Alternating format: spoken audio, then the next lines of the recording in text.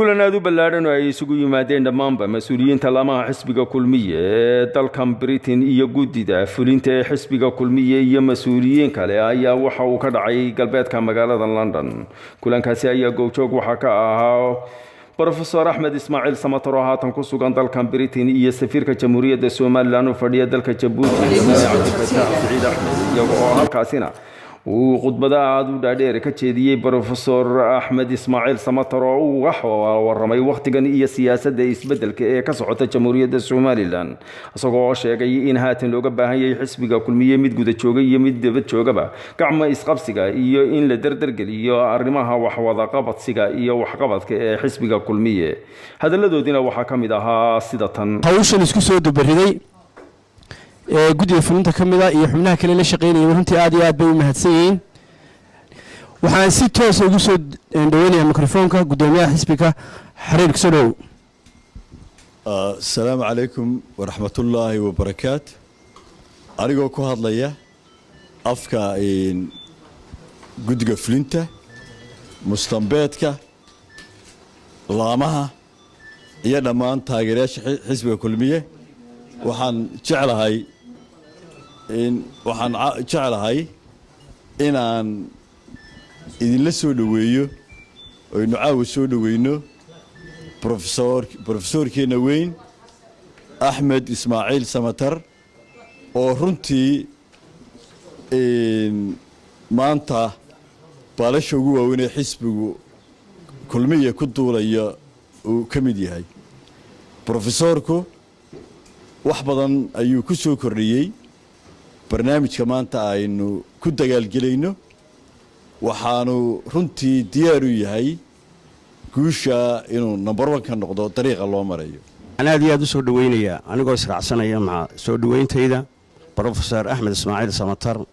ودلكي كيمي دل دير كصو طريق دير نصو مري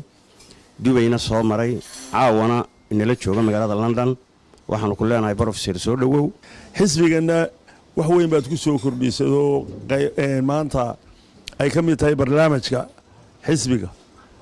هي هوش يعتقد عطي بروفيسور سو دو أنو دمان تود أن لحيدنا أن وليبا أنو deadline سينو سين لوسو قبيو ليسكا مناقبين تا تجيا وطن كي كقيم جليا هدول هيدا هو.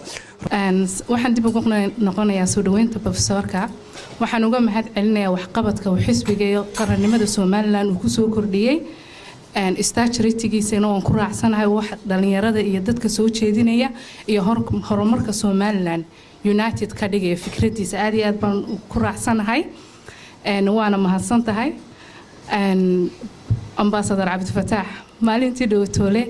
arintii Djibouti ka qabatay adiga Dr. Raysa adna ma sha Allah mabruuk baan ku leeyahay congratulations iyo xiriirka Soomaaliland iyo Djibouti amaanta ka shaqeyso isku keentay. Soomaaliland waxay u baahan tahay dad qarannimada Soomaaliland sida uga shaqeeyo ugu dheehan oo de wax baan qabanayaa ma aha la taabsan karo maanta oo proof runtii xiriirku aad u wanaagsan maanta meel uu ka wanaagsan xiriirka Soomaaliland iyo Jamhuuriyadda Djibouti runtii ma jirto waxyaabo badan oo runtii horaan oo aanu ma dayb garan ictiraafka naga dhiman haddana maraan facilitieski wada haysano dawladaha oo dhan ictiraafka la siinayay bari dhawada xanooy madaxweynaha Rwanda Paul Kagame 20 safiir baa soo dhex fadhiisaan imika kala isku dhex fadhino shirarka sidaas leeg mar walba la yeeraa marka facilitieski diplomatic la haayeen baan leeyahay calankiiba ka taagan safaaradeena gurigeyga calankiiba ka taagan marka runtii waxay u baahan tahay in xiriirka la sii kordhiyo la meeteen gareeyo waxa ugu muhiimsan waxa weeye xagga security maadaama la xiriir dawladda Djibouti iyo Ethiopia ay runtii barrierna aynu u nahay labada dhinacba inaan taas security meeteen garan waana ka wada shaqeynaa imika intelligence iyagu way tagaan kuwayagu yimaad waxyaabo badan baa jiro la isdhaafsada imika regular ayaan doonaynaa inaan ka dhigno sida Ethiopia oo kale labadii bilood mar la isku yimaado la isdhaafsado dadka caalamka waxa ka socda argixisad badan marka waxaynu ku jirnaa imtixaan cusub ayay Soomaaliland ku jirto imtixaanka cusubna hadii aan la faa'iisin wax badan oo hore loo qabsaday ayaa kala daadan mustaqbalkuna way naga xidh ka u joogtaa marka waxaanu soo ag fadhiisano la iska ag fadhiisiyay gabadha safiirka oo ah European Union markaasaan ku yiri ii waran European Union ku Somaliland sidee u eegaysaa maxay tahay waxay tidhi wax badan baa yaa Somaliland dadka xukunka u haya European Union ko iyadu dee ugu horeyso East Africa ayaa loo og yahay oo dadka Somaliland ay qabsadeen loo og yahay oo aad uga mudan xamar iyo maxaan ku raahayay Soomaaliya waxa yaalay iyo taariikhdeedu waxay tahay wax badanna de way dhiman yihiin marka waxay tidhi doorashooyinka soo socda haddii ay si xalaal u dhacaan oo nidaam leh oo nabadgelyo ay ku jirto ay u dhacaan waxa ka soo baxana markiiba la isla ogolaado buuq iyo maxaan ku raahayay shaki iyo khalkhal cusub aanu ka iman inada weersadaad ku faa'iistaan cidi doonta ha guulaysato amba kulmiye ha guulaysto xisbigeenu ha guulaysto amba xisbiyada kale ha guulaystaan haddii lagu faa'iiso ummadda iyo dadka hor socda ay faa'iisaan waxay tidhi albaabo badan ayaa furmi doona Aynaawi Cismaan Ducaale iyo shaqada TV-ga qaranka Jamhuuriyadda Somaliland London.